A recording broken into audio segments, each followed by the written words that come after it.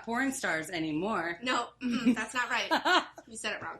I don't know why I'm here or what I'm doing. Did you ever want to know the dirty details of your therapist's life? Welcome to the Shrink Show.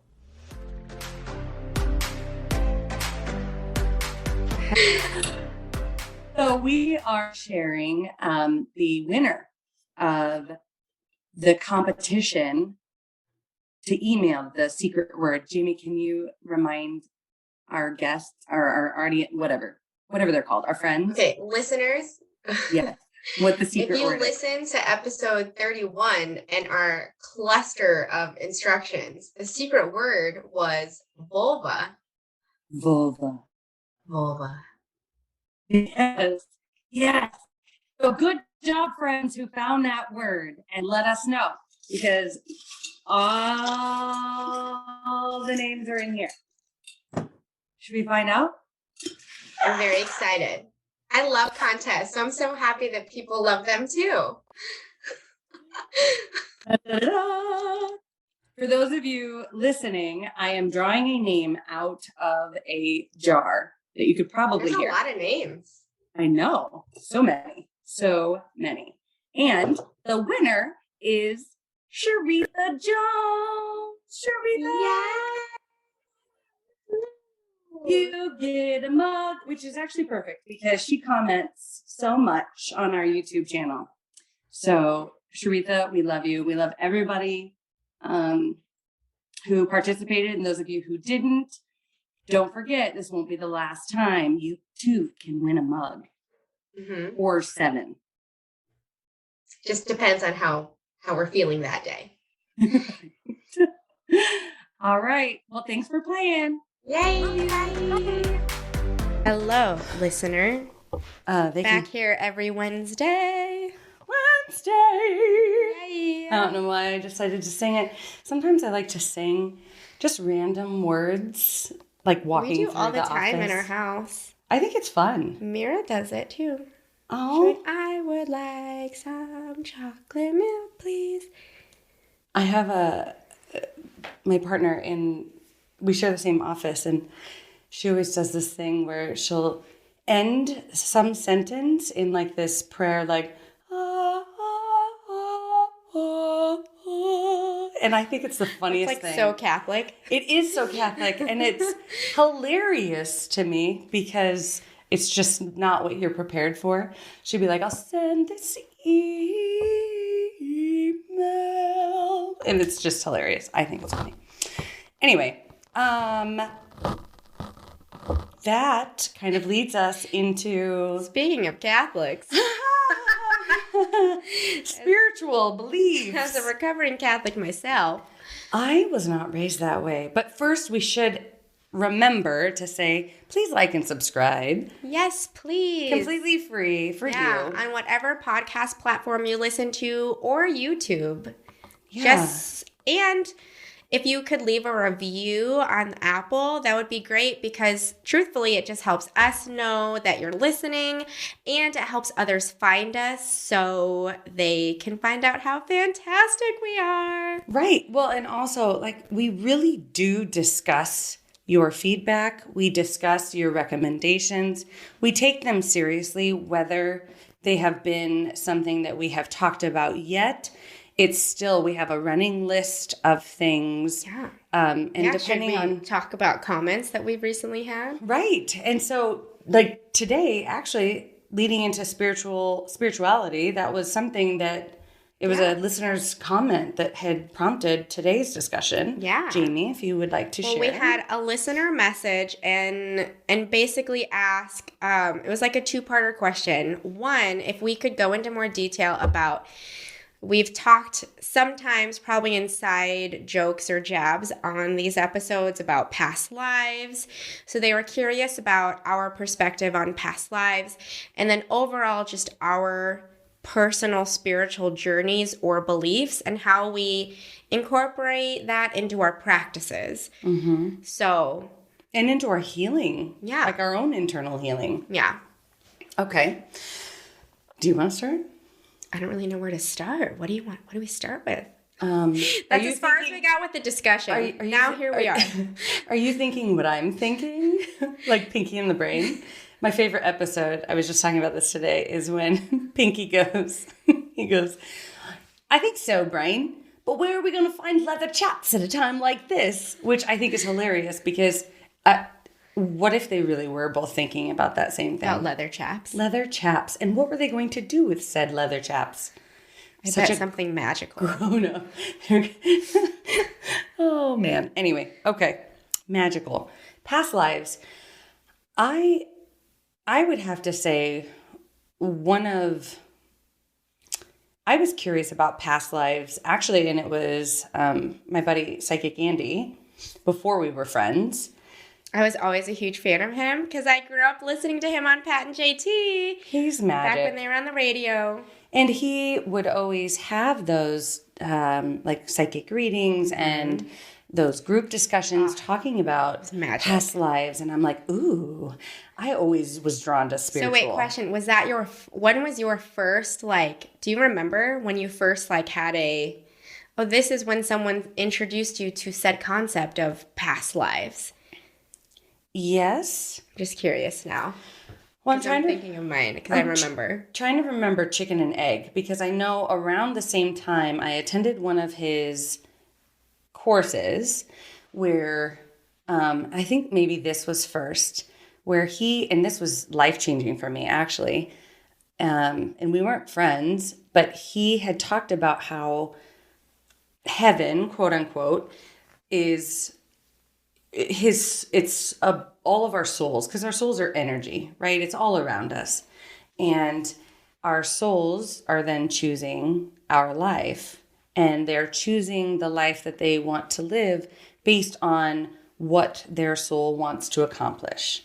And so with that, he would say how, a lot of times our soul can't accomplish everything it wants to learn in just one lifetime. Maybe we want to become a master chef. Maybe we want to become a world traveler. Maybe we want to become the best mom ever, whatever that path looks like for you. And we choose all those souls. The life-changing part within that was not actually the past life thing. It was when someone had raised their hand, and I had already thought this, why would somebody choose to be a serial killer? Or why would somebody choose to, come and live like a horrible, quote unquote, life, or be a baby that dies, or what have you? Yeah. And I had thought that about my mom. Like, why would my mom choose to live her life of judgment, her life of institutionalization, her life of, rarely being heard and understood and taking all these meds and losing her, having one child die and losing her daughter. Like, that sounds awful to me. Why would she choose that? And he had said, it's a really great question. A lot of times we contract with other souls to have them come down and do something that provokes or almost allows our soul to learn the lessons that we need to learn. Mm-hmm. And it was in that moment that I was like, holy fucking shitballs. Mm-hmm. So in theory, my she mom chose this life for me. Mm-hmm. She sacrificed this life for my soul to learn what I needed to learn in order to help the collective advance and heal. And that, or did she choose it for you, or is this for her to learn this is what it is like to be on the receiving end of judgment, to live a life internally in her head? And I bet it's both. But it's just that perhaps in another life she experienced the opposite, where she was the judger, where she was gross, this weird person. Mm-hmm. And now she is in that person's shoes and knows what it feels like to have voices, to be judged or perceived a certain way just by how she acts and behaves and is. So it makes me wonder, it's for you, yes. No. And it's for 100%. 100%. And I think for me that was a turning point because it released my anger. it seriously, it released my anger like that because I was no longer feeling, what's the word I'm looking for? Like she was this isn't a word, but like she was intentionally trying to hurt me or intentionally. You were taking it personal. I was. Everyone takes things personal in this life. And it felt like, oh my gosh, this was actually a gift. And it really kind of spiraled that spiritual journey for me, because then I guess the way he was saying it just resonated with my soul. It made sense. Why would I only choose to live one life? Our souls are so energetic. Our bodies just can't contain all of that energy. And you can feel when someone's soul leaves their body. And so it's like, if their soul leaves their body, where do they go? Why wouldn't they go into space and then choose to come back to experience other things? That's just what I would do. I like new experiences. What about you? What was your first? So a couple of things. Tell me about your first time, Jamie. I'll tell you. So I remember being little, and in like first and second grade, I would play with my next door neighbor. We were best friends. And I remember always telling him, like, this would be constant. I would always ask him, I'm like, do you ever worry when you go to sleep at night that you're going to just wake up and be a baby and you're going to have to start all over again? Like, isn't that annoying? And I would ask. You would worry about that. And I'd be like, I just don't want to start all over again. And I would tell him that, and he would be like, "That I don't worry about that at all." And I'd be like, "That's weird." And then I remember I would ask him that. Weird. I'd ask him that a lot. I'm like, "Do you ever just worry that when you go to sleep and you open your eyes again, you're a baby being born, and you're like, and you have to start all over?" And it would, my personality, it would be so annoying to think about. I'm like, why do I have to start over? Why can't I just pick up where I left off? Which is totally my personality. But I was stressed out about it. And then I remember, I think I just heard probably on the TV or something, like the word reincarnation. And I remember asking my mom, like, what does that mean? Mm-hmm. And I probably was, little again. It's from the devil. No, she was always very factual because she's a nurse. So she's like, she'll just answer it. And she was like, oh, like some people believe that when you die, you come back as something else. And so I remember being like, ooh, like as a kid, of course, like, ooh, I could come back as like a butterfly or like, something like an animal. But I remember thinking, well, that makes sense. Because like, I grew up as a Catholic, and they say like, your soul goes to heaven. So in my head, I go, well, I mean, if it's capable of going there, why wouldn't it be capable of coming back? It's capable of, like my critical thinking took it to the step of, well, it can go somewhere. So it could also go somewhere else. Mm-hmm. And so I just remember always thinking that, just knowing some people believe in that. I knew that wasn't what was taught in Catholicism, which is fine. But I remember always just thinking, but they also told me my soul goes somewhere. So the idea of my soul going to heaven or just into something else wasn't far-fetched. And so that was probably, again, like first, second grade. I was little. You were little. But I was like, okay, that makes sense. Carry on, we play hide and seek. I don't want to start over. I remember, I can feel it, like just the frustration of, why can't I just pick up where I left off? And I was worried. I remember being worried about like, I'm going to forget all of this when I wake up. So that I would try to stay up at night because I was worried that I would wake up as a baby. It's so interesting because I heard, that kids, oftentimes, if you ask them the right questions, or if you really pay attention to 5 and under, they are so much closer to their previous lives, so much closer to the spiritual realm. So they have that connection. They can actually provide you with a lot more insight. And oftentimes their invisible friends or whatever that is are their spirit guides. Like they can just see their angels and their spirit guides there. And an interesting thing with that, to kind of piggyback on what I was saying earlier about souls that choose their lives. So I remember I was talking with Andy actually about my brother. So my brother died December of 1980. I was born the following November of 81. Mm-hmm. And I had told Andy, like, I remembered feeling very close to him, which we didn't know one another. Yeah, you didn't exist together. Right. And I remembered around age 7, I would cry a lot and be like, Sean, why did you leave me? Why did you leave me with Mom? I don't know how to handle her. Like, I can't do this. I just felt very overwhelmed and exhausted. And he's like, that's probably not normal. Like, there's something there you should look into. And I was like, really? Don't normal 7-year-olds cry about a brother they've never met? That died a year before they were born? No? Hypothetically speaking. No. Of course. So I have found, like, through meditation and stuff, like taking baths. And at that time, I had done some kind of training with, like, meditation and visualization. And so I could do that. And I took a bath and I meditated, and I just asked my brother, and like I said, I'm very visual.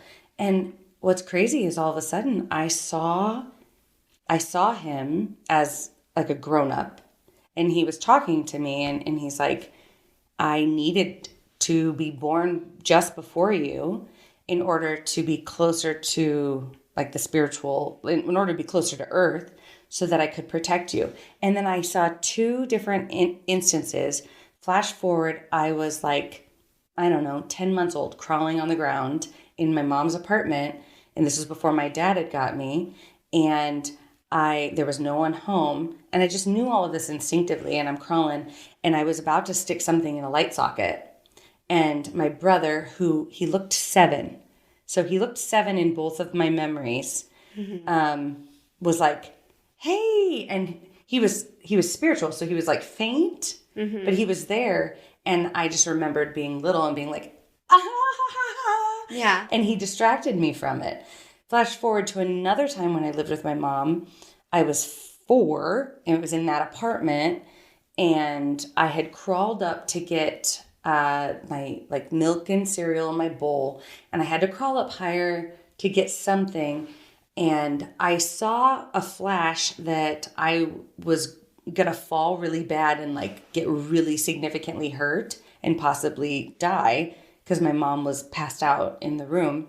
And my brother, I felt a tug on my leg, and it prevented me from going higher. And I came back down like, hey, you're here, and played with him. And I sobbed. I was like, oh my gosh, you saved my life by dying. It's just like, woohoo. I know, but I think all of that really opened my mind to the possibilities. And I'm very much a person of, why not? Like, I don't care what you believe. If it makes you a better person, if it helps your soul advance, if it makes sense and resonates with you, then why not? Right. Why not? I don't know. Yeah, I'm all for it. I think, but that's the mindset I know that you and I definitely take about anyone who believes in any spiritual background, whatever label you want to slap on it, because we're just like, yeah, if that's what you believe in, if that's the God or entity or universe, spirit, Allah, whatever you call it, whatever you want to say, if that's what you believe in, do it. If it makes your heart happy, if it makes you feel safe and calm, go for it. I'm always for whatever anyone believes in. And I feel like, the older I got, like when I was in college, I intentionally remember taking like as electives, like world religions and like all the different religious classes to specifically learn about all of them, because I was only raised Catholic. So I only remember everything I was taught in CCD and all the classes I took. But I was simply just curious about, okay, well, what are these other like labels on here? Like what are these other things on here? Because I remember like knowing in high school, the Lutherans didn't like the Catholics. And I was like, why is that? Like, what the heck is the issue here? Like, why is there tension? And then, definitely after 9/11, everyone got very stressed out about anyone who was like Muslim or any Middle Eastern religion altogether. Right. But that was very scary, quote unquote, because I think the fear is always what you don't know. And so I was like, well, I just want to understand where everyone's coming from.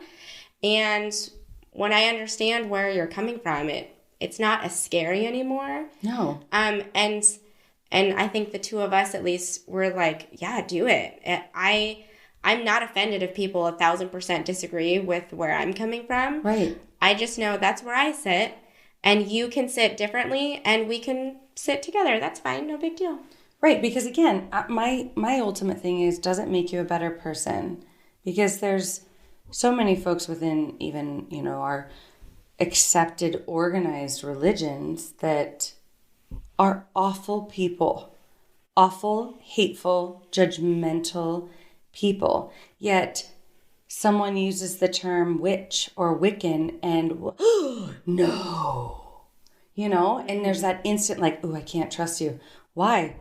Because witches are badass. And in fact, a witch, if trained accurately, should be using her powers for good. And karma is a bitch. And that's the thing about so many spiritual things, like spiritual beliefs, is often there is that deep-rooted training of this has to be used appropriately and with good intention. Yeah. Well, and even like when I took past life regression certification, we talked about karma and just discussing that, because obviously people who are coming to a past life regression session on some level must believe in karma. But the lesson is, it's not good karma or bad karma. It's you have to have balance. And like listeners may have caught on in other episodes I talk about, we have to have the spectrum, like the full rainbow of experiences. So in order to feel happy, we must know the despair and sadness when that sad thing is gone. So karma, it's not good or bad. It's I'm learning the difference between, like your mom, I'm learning the difference between being the person being judged, and I'm learning what it's like to be the judging person. Now, we could label it as good and bad, but it's also just opposite ends of the spectrum and the experience. And look at the depth that you have when you know what both feels like versus when you live only in one side of that. I would love for you to talk about past life regression, because I think that that's something that a lot of folks don't understand. And I mean, I've experienced it. I've also experienced, oddly, like a healing within this lifetime and another lifetime simultaneously. Like my soul healing itself with two lifetimes. Yeah, of the same experience, but different. Right. But my other lifetime was in the 1600s. Yeah. Okay, so just past life regression 101. Yeah. Okay, so past life regression is yet another service that I offer, and it uses the power of hypnosis to where I can talk to the subconscious part of your brain, which is ultimately your soul's memory, right? Because if your soul is is the consistent factor between lives, your soul remembers what has happened not only in this life, but in any other life your soul has existed. And so it is simply a dialogue between me and your soul's memory about an experience or experiences that decide to come forward in session that we're together. Now, typically people come to session saying, oh, like, I'm curious if this family member was with me in a past life, or if listener, if you've ever had one of those things you're just like drawn to. Like I have some people, they're like, gosh, I am just drawn to the mountains. I just love the mountains. I just, like, I wish I could live there every day. It just is a dream. But I don't, but I feel so happy when I'm there. Or like the water, I just love the water. Like even as a child, my mom always said I was a fish. Like maybe what's my attraction to water? I've had some people come to me saying, I've always had a fear of this. Like I live in Nebraska, but I have this like outrageous fear against crocodiles. We're nowhere near them. Right. But I am terrified of an attack by one. Or if I am just fascinated by French culture and French history and art and all the food and everything. Like, I'm just drawn to it. And it's not like anyone in particular has like reinforced these lessons, but if you've ever just had those weird inklings or like it drawings, feels familiar. Yeah, like you just are like, gosh, I just really want more of that in my life because it feels familiar, or it feels comfortable, or it just brings me so much happiness. And even with that fear. too, it could even be when you meet somebody and they just feel familiar and neither one of you can figure out how you met one another, but you're just like, I feel like I've known you all my life.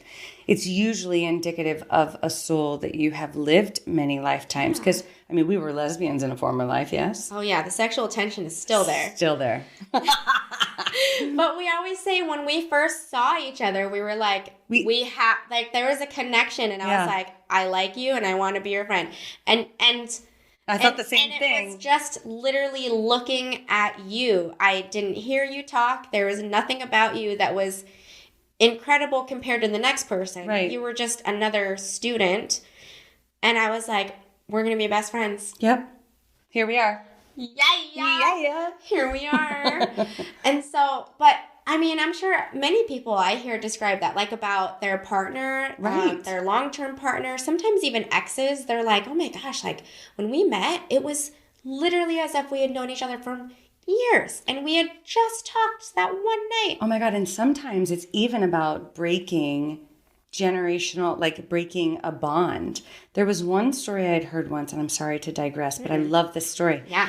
This woman, and this was like, I don't remember where I heard this, but this woman, she was having an affair with her boss. And it wasn't me. Anyway. Thank God. Whatever. Anyway, she was having an affair with her boss and she kept trying to end it and she couldn't. And he kept trying to reel her back in and reel her back in and reel her back in. And finally, one day she grew strong enough to be like, no, enough is enough. And she ended it and walked away. And I don't remember what the exact major change was, but it was like this huge lifetime of weight had been lifted, like she had cut the cord that connected. And the person, I believe, who had told me that, it says sometimes, we make these verbal promises or verbal, like, I will love you for all eternity. I'm not saying to scare you away from that phrase, anyone, but some of those that are so powerfully binding that then they become detrimental in another life and you have to become empowered to break free. Yeah. Anyway. No, that makes so much sense. So those are typical reasons why people come to me. Just the sheer curiosity of, why am I drawn to this person? Why am I drawn to this part of the country or this continent? Tell me this. And so with past life regression, similar to hypnosis, or exactly like hypnosis, because that's what it is, but we'll go into a state of trance. So we'll use hypnosis, which is just a focused state of attention, meaning it's simply just following my instructions and listening to my voice. If you're capable of doing that, you're capable of going into hypnosis because it's a natural state. It's a state in which you have been in frequently. If you've ever zoned out and daydreamed, you've been in a state of hypnosis. Do you think this is why folks aren't liking and subscribing as much as they could to our podcast, because they're hypnotized by you? Perhaps. But if they were, they would immediately go and like and subscribe. There you go. Tell them. That would be great. And if you could rate and review, that would be even better. Awesome. Because if you are like the listener who gave us this feedback, we will give you your own designated episode, because that is ultimately what we're doing right now. Yeah. So we will use the state of trance, of hypnosis, to say, okay, so what we do, and the way I describe past life regression is, as you've experienced, it's typically a deeper state of relaxation than perhaps what I would use in like a therapy session, because the idea is I need you, the conscious part of your mind who is in this lifetime, to become so relaxed it almost thinks it's dreaming, even though it does know it's awake because it's capable of thinking. It's capable of knowing where it is. But I want it to be so relaxed that it's willing to accept the idea that we're about to talk about things that this present mind, brain, this lifetime hasn't experienced, because the soul has. And so it's almost like we're talking to the soul's brain, the soul's memory. And so when we do that, this is where it's subjective. I've had, like you're a visual person. When you do hypnosis and when you did past life regression, your eyes were closed and you were narrating for me, and you were like, I see this. Like, I see this person, I see this building, I can see the clothes that I'm wearing. And then because it was familiar, because images are coming back, you're like, oh yeah, I recognize that person. And oh yeah, this is my house. I just know it because this is my house. Because you just intuitively know. Kind of like, in this life, you say, this is my house. I know it because it's familiar. I've been here, done that. Well, your soul does that when we are going back and accessing its memories, right? So you are simply watching and experiencing, oh yeah, and then this scary thing happened. I'm feeling scared. I'm feeling nervous. Or, oh my gosh, that's so funny. This happened. I have some people where they're perhaps not as visual, but they... some people are like it's like it's that intuition. They're like, I get a sense, like I can feel the itchy wool clothing, and I remember this jacket. It was, it's heavy and it's cold out. That's why I'm wearing it. And so it's the idea of, again, that memory, kind of like, I'm sure any of you listeners can sit here and perhaps you can tell me a vivid memory of, I don't know, like a favorite holiday or a favorite birthday. What your favorite blanket felt like when you went to bed as a kid. Or even just like where smell. Yeah, just a smell that takes you back. And some people, it is like, they're like, oh, I smell this. I had one person who it was like their intuition was whispering in their ear the whole time. So they're like, I love how different people see things and experience things. It's so fascinating to me. But to me, it's why we learn differently. It's why some people have to learn by lecture. Some people have to do it. Some people have to see it. Some people need the combination. And just like dreaming, sometimes people dream this way. Some people dream in black and white. Some people it's color. Some people it's pictures. Some people it's just random images. Past life regression, same thing. It could be in color, black and white, picture, or like that one person just whispers. And they tell me, and this person told me after the fact, they were like, yeah, it was literally being whispered. Like they were narrating it to me saying, oh yeah, I'm in a field, I see this. And then they came out and we were talking and they're like, it was all being whispered to my ear. Like they were like, this is your name. Because I was like, what's your name? And then they're like, yeah, it was whispered to my ear. Because I didn't know it. It was told. So then as the person experiencing it, and I just kind of want to reiterate this, I think it's super important to come into it with an open mind and without pressure, because there is no right or wrong. Your soul knows what you need to see, what you need to hear. Like I more recently in the past couple of years have been trained on shamanic journeying, and there's been a couple times where I've gone on a shamanic journey in my mind and like I will go into a space and there's nothing there, and I'm like, why is there nothing here? But it's actually, there was something with the nothing. There was something with the voice just speaking down to me. There was a message within that was more powerful than if I had seen something visual. Oh, yeah. Well, wait, pause on my story. Can you define what shamanic journeying is for people who have not heard that? Well, I don't know. Well, strap on, audience. Strap Angie's on. gonna figure it out. Well, back in a lot of indigenous tradition, there was, the seer or the wise person, the elder, the shaman, right? Mm-hmm. People hopefully have heard the phrase shaman. One of these words, right? Seer, shaman, and what would often happen is they were almost like, quote unquote, kind of like the priest or the connection. But they had been trained in the ancient art of connecting to the spiritual realm. And so the way my shaman had explained it to me is that our worlds are like sandwiches. Okay, so you have the realm that we're in right now. Mm-hmm.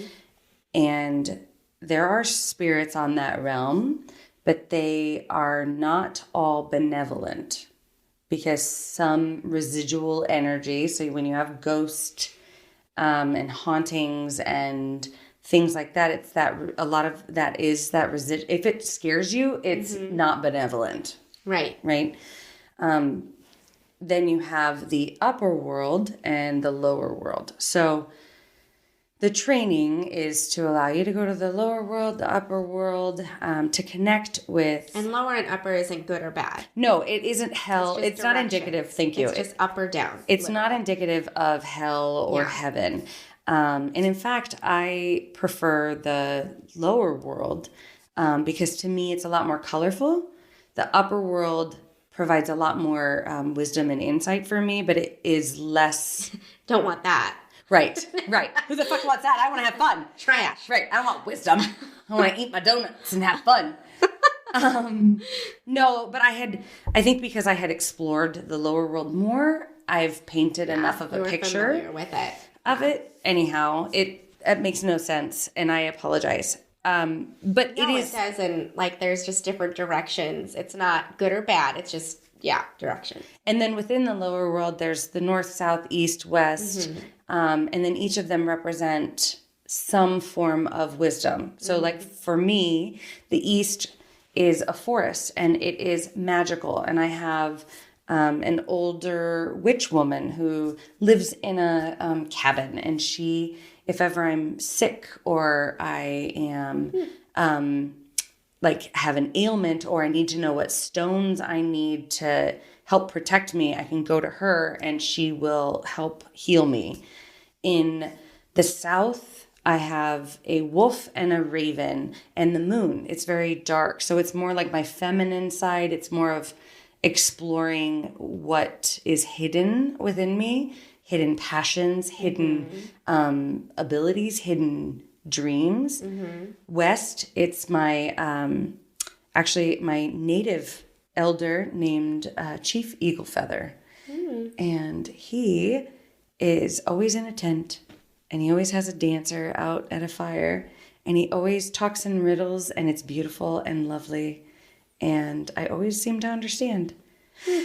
And then the north is my grandma and she lives in a beach house and it's not my real grandma, but it's my grandma spirit and she talks to me like, honey, you need to do blah, blah, blah. Like, what are you doing? Figure it out. Get your head out of your ass. She's just kind of like... Sassy little grandma. I like her. She's feisty. Oh, this is fascinating. That's like, just for listeners, I don't do any of that.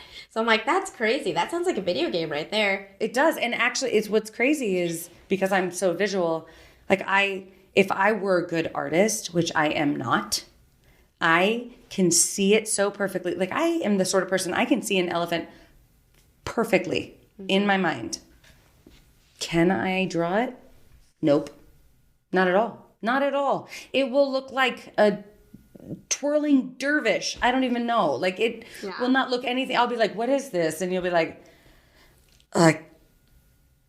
eagle? Next to a fish? It's an elephant. I can't. Yeah, but it's so beautiful when I explore. Yeah, you can see it. That's shamanic journeying. It's just, for me, it's kind of like self-hypnosis. Yeah. And it's also a hypnosis that I can do for other people, but I can't do it without their permission. So when I said the thing about every spiritual belief has its very clear-cut guidelines, I can't just go meddling and do a journey for you because I'm curious. Because that's going into your soul. It's not going into your soul. That sounds really like scary. It's your soul is giving me permission to explore it, to accept guidance. So it's kind of like a meddling, or not meddling, like a contract, maybe an agreement, like a connection. Yeah, like we're connecting. You have to give me permission. Yeah. And you have to be willing, kind of like with hypnosis. Like your brain, I can't just go and, Yeah, I can't just hypnotize anyone. You have to be accepting and willing. Yeah. And it's actually, I've had so much fun journeying for other people because it's so interesting to see what other people's like worlds or their guides look like. Yeah. Or talk like. Like there's some that are really fucking funny. Yeah. And give me shit. And others that are super serious and like metaphorical. Like everybody's so uniquely different. So different. Yeah. Anyway, what got us on that topic? I just was curious and asking what exactly a shamanic journey is because I don't do them, and I'm sure there are a few listeners who don't know what that is altogether. So I wanted you to have that little monologue. Yeah. What were we going with? The past life thing. Yeah. So I feel like I've done a lot of talking. I'm sorry. No, but the past life thing that, for those of you who are curious about it, and again, if you're not and you think this is all a bunch of cockamamie bullshit, that's all right. It's all right. You can still think that I know something about something in another episode. Just let us know your opinions. I don't care. But just be kind. No, so my two youngest had gotten, actually all three of my youngest kids had gotten COVID back in 2021. So my youngest had just turned 1. And I had this terrible feeling like I am a failure as a mom. How could I not protect my kids? How could I not keep them safe? What the hell? I put them in harm's way. I don't know the long-term effects of COVID, like all these things went through my mind. Like, are they going to be able to have kids? Are they going to, just seriously, I was a mess. And I felt this panicky, like I had failed. I had ultimately failed to protect my kids.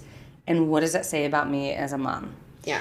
And I mean, it seemed outlandish when it comes to your kids got COVID, especially with what we know now. But at the time, I was very, very stressed. And I was like, I need to explore this big feeling. This is a really big feeling.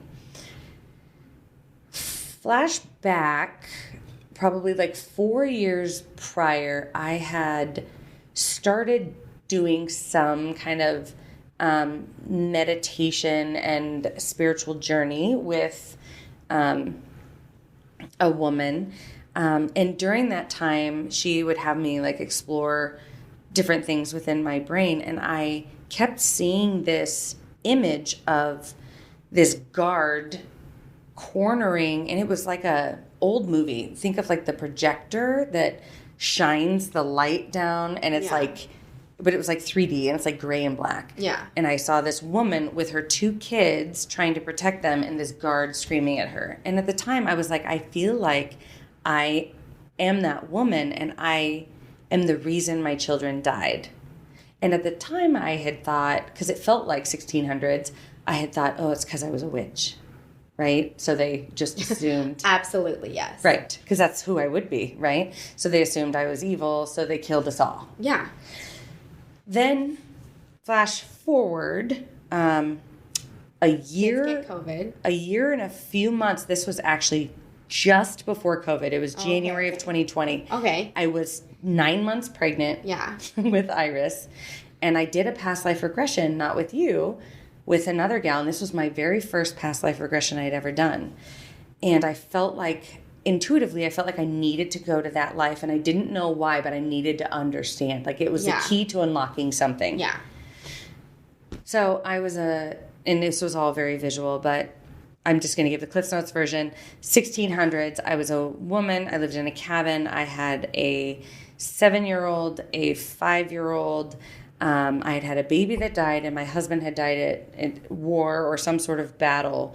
And so I was having to work in order to support my family. My kids were, basically innocent. They felt so innocent and hopeful for the future. Well, you told me your purpose was like to make sure they had a good childhood. Yes. That's why you worked so hard. You were like, yes, they need to be innocent and not scathed by the fact that you've already experienced 2 significant deaths, but they're too little. Right. I wanted them to have a childhood. Well, and to have a future that wasn't shrouded in the oppression of women and the oppression of like gray, darkness. Like everything just felt gray and darkness whenever I looked at it. But when I looked at them, they shined bright, especially my daughter. And she was like this blonde-haired, cute little beauty. And she would teach the 5-year-old and like nurture him and guide him. And she just had this bright light whenever I saw her.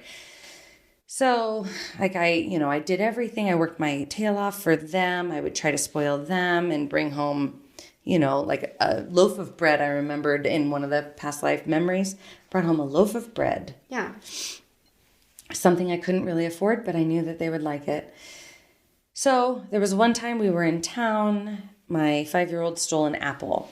And this guard flipped out on him and started like dragging him and yelling at him. And it was at that point where I had just had enough. Like I felt very protective. It is my job to protect my kids. And so I stepped in and I yelled at this guard. And then flash forward to the alley scene that I had seen earlier in my mind's eye. And it was the guard coming at me and my kids because I am now this evil woman because how dare I question the power and question authority and blah, blah, blah. In which public, is actually very interesting that I live the life I live now where I want to disrupt, systems that are oppressive and marginalized and patriarchal, right? So there's so many similarities between that life and this life. Mm-hmm. And it's like we're healing one another. Mm-hmm. So that guard then, raped me and my daughter in front of the 5-year-old. So then the next memory was we were in the cabin and I was sitting on the bed with my daughter and her light was dim. And my 5-year-old boy was in the corner and like his head was down and his light was dim. And I just remembered feeling this rage. Like, you motherfucker. And I went into town, slit his throat, and then came back, and the townsfolk somehow in that time frame had burned my house to the ground with my kids in it, and then they hung me. This is so awful, right? It's an awful memory. Okay? So, now flash forward to this current life, and I feel responsible for my kids. Like, I am supposed to protect them. Mm-hmm. And I start processing that, and I come to to interrupt you, the feeling of like you had not protected your children because you failed them by going to kill this guard in this past life. Right. That feeling, like I failed my children, mm-hmm. that feeling is the same feeling you had in this lifetime. Yes. When your children got COVID. I just want people to understand to link that. The correlation of the incidences different, yes. Very. Lifetimes different. Experiences different. Feeling is the same. Like I have failed. I didn't protect my children. And that is my one and only job. So go on. So then it was at that moment with a lot of processing, which it makes sense why I could process it in this lifetime because there's a lot less trauma attached to it. Right? I was able to really kind of, in a way, like I could connect to her. And through my own healing, like I literally visualized a conversation with her while she was sitting on the bed. And I just said... You as the mom in this past life to the daughter in the past life. No, me as the mom in this life, like basically looked at mom in the past life. Okay, past life. And spoke to her. Yeah, past you. Yeah. Right. And said, I know how you feel like this is your fault. I know how you feel like this is something you should have protected. I know you feel like you failed because you didn't provide the safety and the security for your kids that you desired for them. But you didn't fail them. You only fail them if you aren't there moving forward. Your job is to not prevent them from falling or getting scrapes. The world is going to do what the world does. Your job is to help them get back up and realize how strong they really are. And what was really interesting was I then somehow like became her again, and like I could feel the energy was so much different within her. And she was still broken. But what she said to her daughter was, you know, bad people do bad things. And they take things from you. And that doesn't mean that you are any less. They can't take from you what you don't give them. You still are powerful. You still are magical. You still, you know, in this whole spiel. And all of a sudden, Jamie, this is the part that was so magical, was the past life version of you. The past life version of me changed. It changed. And suddenly I saw the whole thing flash forward. It was no longer the burning at, because I didn't go and kill the guard. Because at that point, he wasn't the enemy. It was the whole system that was the enemy. It was the whole oppression and patriarchy. And by me taking his life because of my own shame and guilt, it didn't actually change anything. And so then I saw this flash of my daughter being like basically somebody who played the game and protected women and, you know, got them you saw your daughter grow up then. Yes. She didn't die in a fire anymore. Thank you. And she became the protector of women. Yeah. And my son grew up, owned his own business, and they worked together where it was really like she would sneak women out of oppressive situations into like his business, and he would then help get them either out to safety, or he would provide women, like I was as a mom, with living wages, and he would keep them protected and safe, and really started kind of establishing this male-female work together relationship. And it was like, wow, by releasing that shame. And, you know, for the audience listening, you can think, well, that sounds like a bunch of cockamamie bullshit. And yeah, I can see that. I can see that for some people. But all I can say is for me, it was, I can't even describe the incredible healing I felt in this lifetime and a past lifetime. And I felt empowered.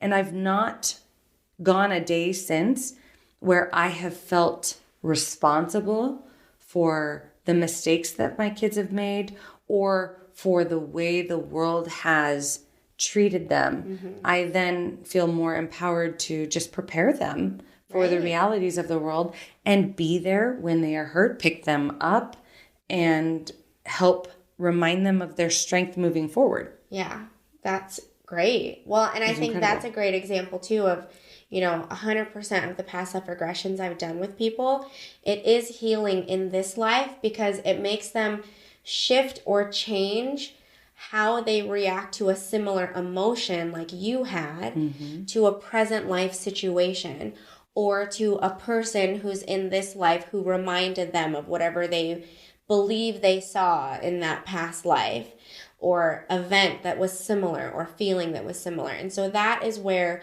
the healing comes from in visiting these past lives, because I think everyone visits the past life out of curiosity, out of just, right. I wonder what will happen. And I always tell some people always ask, like, how do I know it's real? And I say, well, you have to decide if you think it's real or not.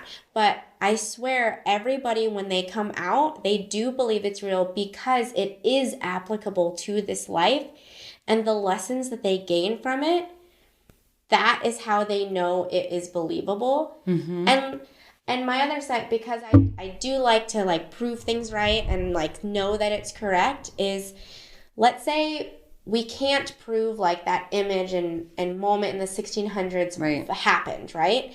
But what we do know is you took those images and those feelings and you healed how you presently raise your children today. Right. And that in of itself, I always say that is what makes it worth it. Because 100% of my sessions always leave with a profound respect and shift for this life and the people in it and and themselves and where they fit in. And I think that is healing in of its own, isn't it? Yeah, because I mean, why sometimes we make things more difficult by trying to overthink it. Our brain tries to prove or disprove whatever is or isn't. And I firmly believe that it doesn't matter whether I can cognitively disprove what I experienced. Right. Because what I experienced was healing and helpful. So I feel like if it's healing and helpful, and obviously when I first went through the past life regression, I was like sobbing because that was not healing and helpful. Yeah. Right. Because I had experienced, the rape and I just felt awful. But it was a necessary step in order to achieve. I needed to have that in order to achieve the healing. To get to the next. Well, and I mean, how different is that than people who say, well, when I prayed, I felt this like rejuvenated feeling, or I felt that prayer was answered because this happened. To me, I'm like, how is that it's not much different, any different? And I think that's why I can hold space for like folks who are Catholic, even though I'm not anymore, and like who are Christian or who pray to whoever they want to, because I'm like, I remember when I was Catholic, when I was little and practicing, thinking like, yes, I feel this like spiritual feeling or like this connection to something, or that this is doing something or changing something. How is that any different than, okay, yeah, I had this flash of images that made me feel a certain way that I want to digest and slap on the label of past life, and now I am treating this life this way. How is that any different? I understand the labels might like really get people, but to me, I'm like, the feeling is similar, and so it's all similar, just with different labels and with different titles slapped on it. Yeah, but it's all the same. I love it. I mean, to me, it's so fascinating what our minds, our hearts, and our souls can do. Like, you always say time is irrelevant, and it really is. And I actually love to say other lives rather than past lives, because to me, with that experience with my 1600-year-old self, it very much felt like we were experiencing everything at the same time. Yeah. And the lessons that I was learning helped her. The lessons she was learning helped me. And it's like, it almost makes me wonder, when we have those epiphanies, is it another lifetime learning a lesson? We're like, oh yeah. Yeah. Right. I don't know. If time is irrelevant and if everything is happening at the same time. So, big question. When my mom was in her young 20s and she was fighting Armageddon, was she really fighting Armageddon? Absolutely, she was. Which I also, a fun fact, it's no surprise that I am interested in all of this, because I really do believe that a lot of the severe and persistent mental illnesses, there is like a thin line connection between maybe multiverse or other lives, or like when she's hallucinating and seeing things. Who's to say she's not seeing another life? Right. Is it real? Yeah. I'm always like, well, why not? She might be. For her, it's very real. Right. So, okay. Grab your weapons. Let's fight Armageddon, Mom. Yeah. Just Let kidding. her do I a wasn't past there life at the time. regression with me. Oh, that would be. I don't know if you'd want to fun. enter her brain. That would be fun. Might intimidate me. Yeah. But, I think it sounds like both you and I can say, I tried to learn as much as I could about every option there is, and I figured out what felt true and what I feel comfortable with.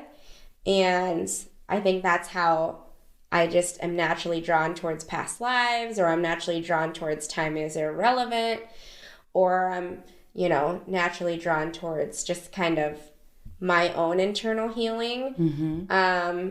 Just being able to use like self-hypnosis, or using because self-hypnosis comes with a direction. Meditation comes with trying to have like the absence of thought and just seeing what comes, right? Self-hypnosis, it's like you have a focused thought.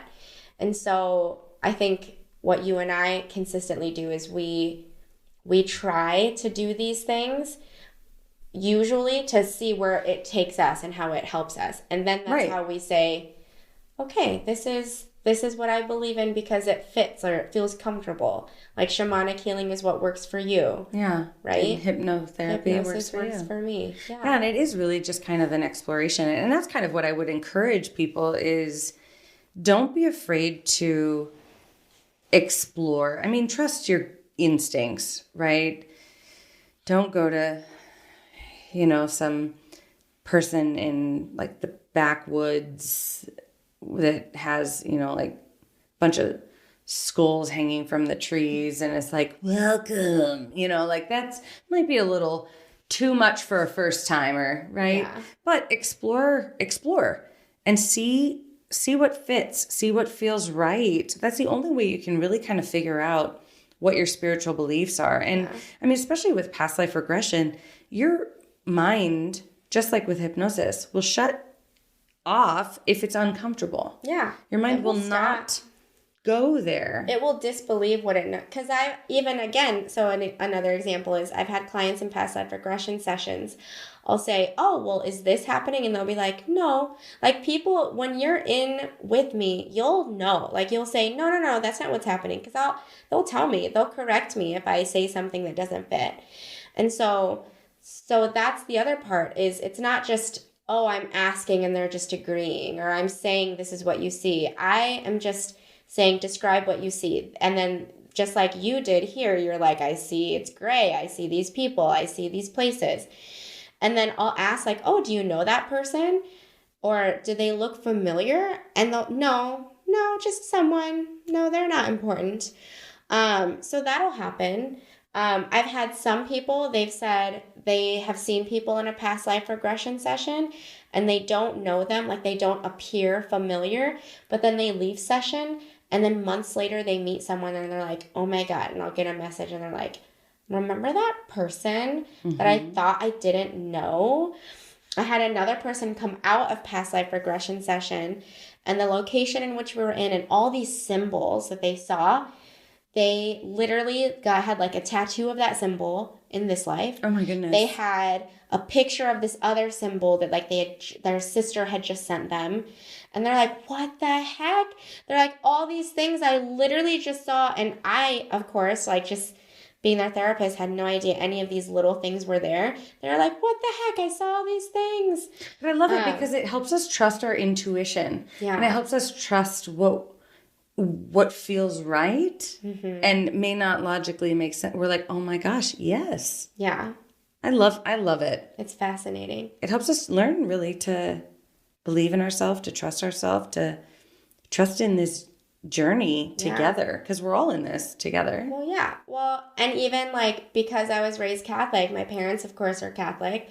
I'm lucky that my parents, they're not stressed out about the religion that I currently practice. They just want to know that I'm a good person. And that's where they're at. They understand that I don't believe in that or follow that. and they don't get offended by the fact that I use hypnosis or use and believe in past lives.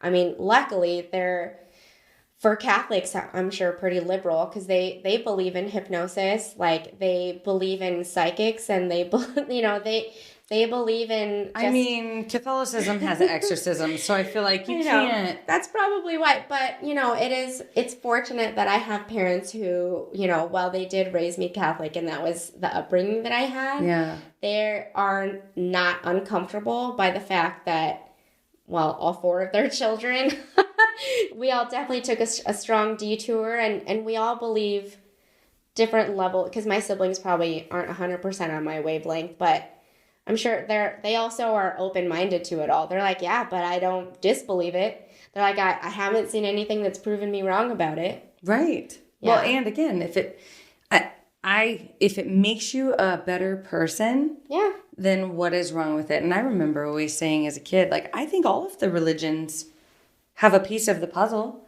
I think if we all were to get over our own judgment of one another and fear of one another and just join together, I think we'd figure it out. Yeah, it comes with a lot of shame and a lot of judgment. Like, I'm right, and if you don't believe that I'm right, then that makes me feel bad about myself, so I have to shame you. Right, because it makes me feel like I'm wrong. Yeah. Because there has to be one or the other. I don't believe there's a right or wrong. I think we're all just doing the best that we can. And for those people who do care, I'm like, well, only God can judge me, so, like, quit judging me, dumb bitch. Only God or spirit or the universe or whatever you call it. Yeah. I like to interchange it just to mix people up. Shits. I also like to call God she, because that really fucks with people. It's because God is a she. Obviously. We're the ones who breed. Or a they. You could call God they. I know, but that's really confusing for some people. I think she's already like, what? Right. Oh, anyway. And our mugs. Our mugs. I love mine. Yours works perfect. So much. Yes, it does. It is the handle is the most beautifully rainbow unicorn. And there's a rainbow on it. And it says, I don't believe in humans. Because to me, that is just as silly as saying, I don't believe in unicorns, because unicorns exist somewhere in the universe. My daughter asked me that. She's like, Mom, are unicorns real? And this is what I always tell her. I say, because it's the same thing as religion to me. I say, you know what? Some people believe they're real and some people don't. What do you think? And she's like, well, I think they are real. And I'll tell her, I'm like, well, I've never seen one, but I think they're real too. Well, and I believe, like, obviously, with some of that symbol, like, something that continues to pop up or resonates with so many people, I mean, you want to really throw a wrench in this. The Berenstain Bears? Well, no, I wasn't even going to go there. Fucking Berenstain Bears. No, but a medium had told me a long time ago, not only do we live lives on this planet, but we also, our soul lives lives on many other planets. Which is solar systems outside of this Milky Way. Yes, other planets, not within our 9, 10, whatever, however many. I don't even know, because Pluto. This is a whole other podcast, but you guys, we could really go off if you want. Let us know. Yeah. Because I will. I know, I do. I love that. And it's actually fun. It's That was how this whole discussion started when I was like a late teenager, early 20s, was me and my brother. That was how I started to think about the idea that religion wasn't the end-all be-all, was when my brother was just like, hypothetically, like just asking me questions. And then we would stay up late all summer. It was a whole summer long. I think it's fun to... And we just stayed up late and we would just what-if scenario. Like, I love what-ifs. Random, like, or like things that we learned or read about. And we're like, yeah, can you, like, who's to say? You know, just like unicorns, like how do you know God is real? I'm like, some people believe in God, some people don't. What do you think? I believe in unicorns. Believe in unicorns, some people don't. What do you think? But you know what? This unicorn is silly because this unicorn doesn't believe in humans and we are obviously real. So it's okay. It's all right, little unicorn. You'll find your way. And my mug says, of course I talk to myself. Sometimes I need expert advice. I think that's pretty self-explanatory, but also... I'm the expert of self-hypnosis. myself. Well, you are. And in fact, that's actually really great for past lives and hypnosis. Yeah. Because it's us talking to ourselves, another version of ourselves. It's us connecting with another piece of our soul that is necessary, because our mind isn't going to take us to a lifetime that isn't relevant in this lifetime in some way. I don't think. Because I think our mind will take us wherever it thinks we need to go. Right. Again, relevance. Right? Sometimes it might not feel relevant, but it'll always make sense in the end. That's what I'm saying. Because time doesn't really exist. Again, relevant. It's not really a big deal. Thank you for letting us ramble. I hope this got the wheels turning. Share with us your beliefs, agreements, disagreements, fun facts, insights. We're here every Wednesday. Yeah, and again, you do you. And we love you no matter what. We do. You're beautiful. Thank you. Bye. Bye. Unicorn says bye. If you think we're cool, or even if you don't, please like or subscribe so you'll stay up to date on all things The Shrink Show. Feel free to follow us on Instagram, Twitter, or Facebook at The Shrink Show. You can also visit our website at theshrinkshowpodcast.com to check out some of our merch, submit your episode topic requests, tell us a funny story, or even donate money or gin to the cause. Thank you for choosing to spend a portion of your life with us. And remember, don't take yourself too seriously. Life is all a giant shrink show. A Huda Media Production. Side effects of listening to this podcast may include side aches or snorting from laughter, impromptu jazz hands, nodding in agreement even though you might be listening alone, an occasional "you said it, girl," and mild cases of existential dread. This podcast is strictly for entertainment and informative purposes only, and is not intended or implied to diagnose, treat, or otherwise substitute for professional mental health, medical, legal, or other advice. Thank you.